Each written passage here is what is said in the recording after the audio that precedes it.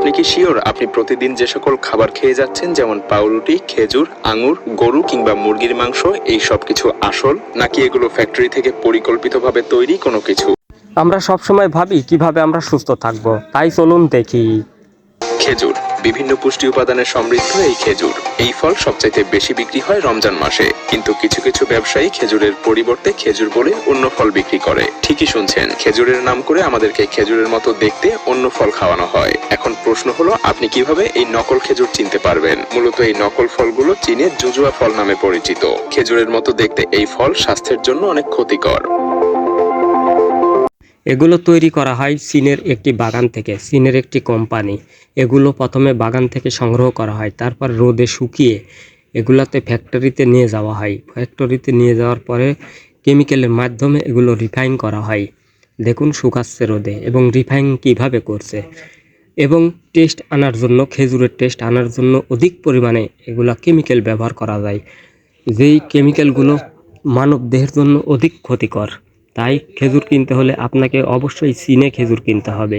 সাধারণত এই ফলগুলা ছোট হয়ে থাকে, বিচিগুলা ছোট হয়ে থাকে, খেজুরের সাধারণত বড় হয়ে থাকে বিচি, এবং এই ফলের ভাঁজ হয় না খেজুরের যেমন ভাঁজ হয়। তাই এই ফল চিনার উপায়, প্রথমে ভাঁজ দেখে কিনবেন এবং বিচি। আমাদের দক্ষিণ এশিয়ার অন্যতম একটা জনপ্রিয় খাবার হলো হালিম। অনেক সময় এসব হালিমে গরুর মাংস ব্যবহার করা হয়, যার প্রতি প্লেট খুব কম মূল্যে বিক্রি করা হয়। অবাক করার ব্যাপার হলো, গরুর মাংসের দাম এতটাই বেশি যে সেখানে এসব বিক্রেতা এত কম মূল্যে কিভাবে বিক্রি করতে পারে। শহরে বাজারে মাংস বিক্রির পর যে সকল অংশগুলো খাওয়ার অযোগ্য সেগুলো ফেলে দেওয়া হয়। একদল লোক সেগুলোকে কুড়িয়ে জমা করে, জমা করার পরে সেখান থেকে মাংস ছাড়িয়ে একখানে করার পরে হালিম বিক্রেতা তাদের কাছে কম মূল্যে বিক্রি করে। আর এগুলো দিয়েই তৈরি হচ্ছে এখনকার হালিম। একটা কথা মনে রাখবেন, এগুলা কিন্তু সব ব্যবসায়িক করে না, কিছু অসাধু ব্যবসায়িক আছে, বেশি লাভের আশায় এগুলো করে থাকে। প্যাকেজড রুটি। খাবার কিনে খাওয়ার সময় আমাদের উচিত সব থেকে বেশি সতর্ক থাকা, কারণ দুর্ভাগ্যবশত আমরা এইসব খাবার খাওয়ার সময় থাকি সবচাইতে বেশি অসচেতন। আমরা আসলে কখনো ভেবেই দেখি না খাবার হিসেবে আমরা দোকান থেকে কি কিনে খাচ্ছি। আমরা সাধারণত স্থানীয় দোকান থেকে বেকারি এবং রুটি কিনে থাকি, আর এই রুটিগুলো কিসের তৈরি এটা আমরা কেউই জানি না। আসলে চায়নার একটি কোম্পানিতে চুলের ব্যবহার করা হয় এই রুটিগুলো তো কেমিক্যাল হিসেবে।